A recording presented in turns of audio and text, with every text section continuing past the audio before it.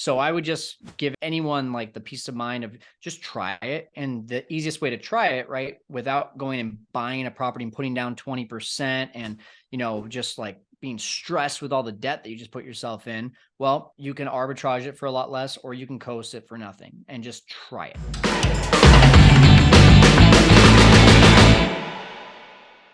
They treat me just like a tenant. So a lot of landlords, will try to say, well, you're making money, so yada, yada, yada. I said, well, just a second. I'm giving you a lot more peace of mind than a long-term tenant. So treat me the same way you would treat a regular tenant. Let's just call it what it is.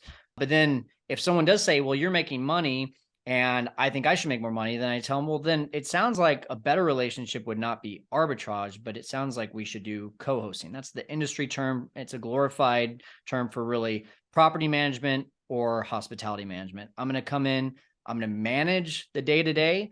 You're going to take on all the expenses as the owner. So you're going to furnish it. You're going to buy all the consumables, all the pots and pans, the silverware, everything. If any damage happens, as long as you can't point to me as the manager, you're going to take over that. I'm just going to operate it and get it booked, get you as much money as possible. And I'm going to take a percentage off of the top of that. And I love that model. That's been the model that we've grown the most with, of our portfolio being around 55, about 8 we own, about another 8 to 10 we arbitrage. The rest, what is that? Close to 40 properties we're co-hosting for other people. And I love that model because A, I don't need money, so I can grow this thing really quickly. B, I still make great money. If I gross someone $5,000 on a property for the month, I charge them 25%. So I'm making $1,250 for a property that I don't own and I don't have any money invested in. And C, if I make money for that owner and they love it and they're like, oh my gosh, I just made more than a regular tenant would have made me, what are they going to do? They're a doctor, they're a lawyer, they're a dentist. They're telling all their other doctor, lawyer, dentist friends about this cool Airbnb person that's taking care of their property, and it just kind of gets legs pretty quickly because of that. Wow, that's super cool. So what do you actually do then? So they're handling all the expenses. You're just basically marketing it online and then making sure like the maintenance stuff happens essentially. Yeah, the marketing, the guest communications, that's the most, of the lifting, heavy lifting, the deferred, well, not deferred maintenance, the maintenance, the cleaning, everything that goes into it. I think the biggest thing is that, people look at it and they say, well, I can talk to guests and I can hire a cleaner, and that's great. Like, you're going to be able to operationally, once you have the guests in there, you could potentially do this. But if you're a busy business professional, a real estate investor, a doctor, a lawyer, any of those, that I always kind of push back and say, do you really have time to do that? Because Airbnb is really going to hurt you if you don't get great reviews. And they're also going to hurt you if you don't respond quickly. If you're not on the ball responding to these people, Airbnb will see that in their algorithm and they'll start to bump you down in the rankings. But kind of going back to the marketing side, there's so many little tricks and little things that you can do to your listing to make sure that you're showing up on page 1, page 2, at the worst page 3, while your competition, who is that mom and pop shop and has 1 or 2, is down at page number 14 because they don't know what they're doing.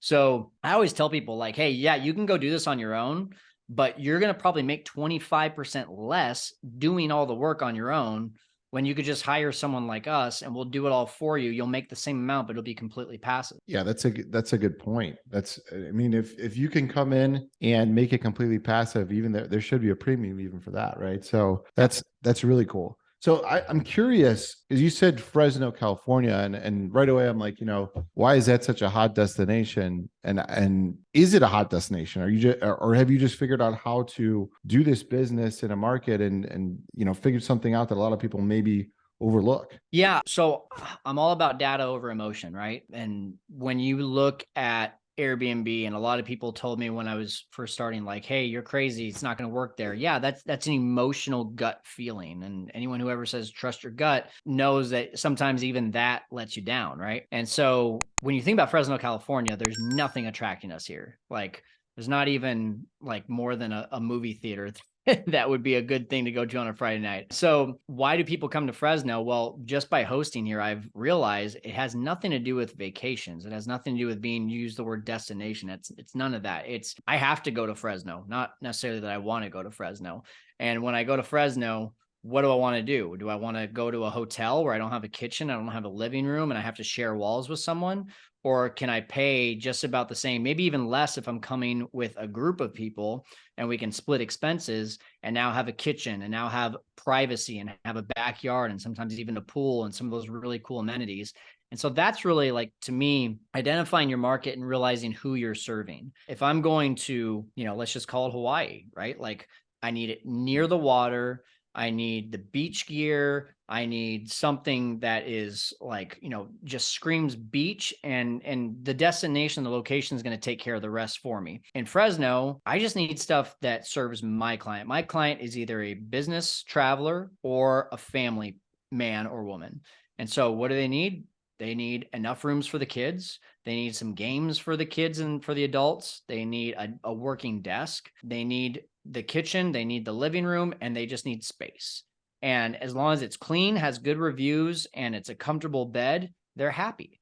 And so I get a lot less high maintenance clients in a place like Fresno, California. We're also in Bass Lake, which is near Yosemite, and that's a great place for a vacation.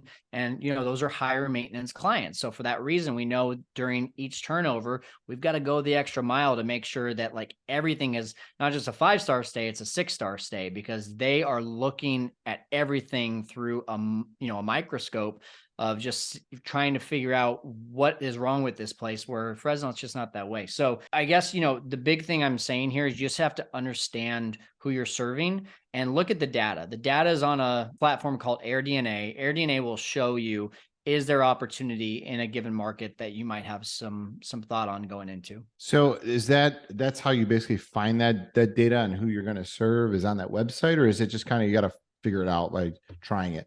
On who you're serving, to me, it's about connecting with other hosts, right? Just collaborating. And then it's just about hosting people, right? And just getting them in the door. AirDNA is going to show you things like how many listings are in your area, how much are those. It's the MLS of Airbnb, basically. You can look down the street and see this 5-bedroom, 3-bath house with a pool made, $12,000 in this last year. Is that a deal? No, that's not a deal. But the one next door that's really nicely done, and you can tell that someone took care of it, they made $120,000. Okay, well, that's what I want my place to look like. And you can start kind of comping them out and deciding what you want your place to look like, where you want it to be, based on AirDNA's data. So have you ever had a situation where you bought a property and it wasn't working the way that you thought? And what did you do about it? Yeah. So, it's really been the opposite, I would say, where we've had a few like that, Garrett, where it's like, okay, we think this is going to do really well. And it's like, it hasn't done as well as we thought. But more often it's, hey, we're not quite sure how this is going to do. And then it exceeds our expectations. So I would just give anyone like the peace of mind of just try it. And the easiest way to try it, right, without going and buying a property and putting down 20% and, just like being stressed with all the debt that you just put yourself in, well, you can arbitrage it for a lot less, or you can coast it for nothing and just try it. But in those situations where we had properties that were underperforming, sometimes it's just the smallest things, right? One of our properties has a pool. I'm very hands off. I put about 3 to 5 hours of work into this each week. So I give a lot of trust to my team. Well, one of our properties has a pool, and all of our pool places do really, really well. And this one was not. And I was like, why is this not working out very well? It's the only one we had that didn't also have a barbecue. Like, guys, if we have a pool, we have to have a barbecue. Like, this is something that we need to do. So get a barbecue in there, it starts performing better. Sometimes it will take over other Airbnbs with owners that are like, I don't know why it's not performing. And my wife is our interior designer. She'll go in there and she'll just give it a nice new facelift. And honestly, sometimes it doesn't even need that. Sometimes it just needs professional photos and just rearranging. We just took over one property that was doing well for this owner, but we were like, hey, if we just rearrange some of the art, add in a bed in this room instead of it being just kind of an empty room, we think we can do a lot better. So we did that. We changed around decor, added a bed, and did professional photos. And this guy was making $175 a night. And we just got a booking the other day for $400 a night. And he's like, are you serious? Like, how did you do that? I'm like, just know what we're doing. You just have to think everything through the lens of the guest. And the more you understand your guests, the more you know what they're looking for, the more you know what to market to them. What do you think about these big luxury home Airbnbs? How have you dipped your toe into that a little bit, or do you have any thoughts on it? I think there's two different types of business models. I think there's like, like my friend Rachel, she lives in Georgia. Her motto is the most income with the least amount of properties. And so she does strictly luxury properties. And that opens up a whole new clientele with a whole new set of opportunities and a whole new set of headaches. For me, we got in and we saw that our name was we were just spreading like wildfire. And it was sometimes so these 3-bedroom, 2 baths, basic houses, these 5-bedroom, 3 baths with a pool, nothing like giant, nothing luxury, but we found a niche and we knew how to copy and paste that and do it again and again and again. And we've had a couple opportunities where it's like huge giant homes that are over 3,000 square foot. And I just go to my team and say, are we really set up for success with this? And the answer was kind of like, well, we could figure it out. I was like, listen, we could go try to figure this out and reinvent the wheel and change our processes, or we could just go get 3 more properties that would equal what we would make with one of these, and it would just be copy and paste, and then we could do it in our sleep.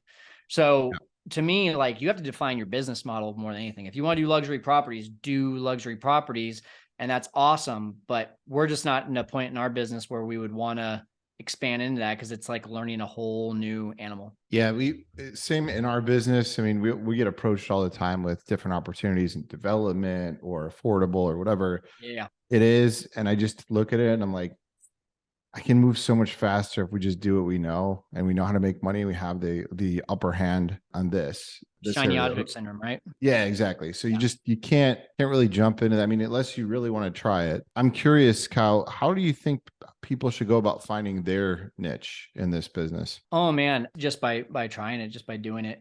For the first 4 months, like I told you, when my dad was on hospice, I was just listening to podcasts all the time. I was listening to Bigger Pockets and the Cardone Zone and all this stuff. And I was just like, I just learned more and more and more. And the last thing I ever thought I'd do was flip houses. But because I was in this learning mode, I just wanted to learn everything. I went to I went to a seminar in person with fortune builders. And the last thing I thought I'd ever be interested in ended up being the main thing that I ended up being interested in, because I realized the barrier of entry on getting into flipping was actually not nearly as high as I thought it was. And so it screamed to all of my skills. But I look back on those 4 months, Garrett, and I'm like, I was just paralyzed by like what to do next, because I just had so many options. I realized after that 4 months, I just got to make a decision on something and just do it. And so if I were to go back, I'd probably say like make a decision in 2 days, 2 weeks, 2 months, not 4 or 5 months. Like you're just never, I actually look back on that and I'm surprised that I actually took action, because most people I talk to now and teach, if they haven't taken action by like month 1, they're probably not going to take action. They're just probably not going to do it. So just stop thinking about it, try it, but also like know your limits, right? Like don't go and try to buy a house with your own cash if all you have is $30,000 of cash. Like use that $30,000 on educating yourself and finding a mentor or finding a course or finding a program that will teach you the way, so that you can reduce your risk and do it the right way and not make mistakes. I should say make less mistakes. You're going to make mistakes.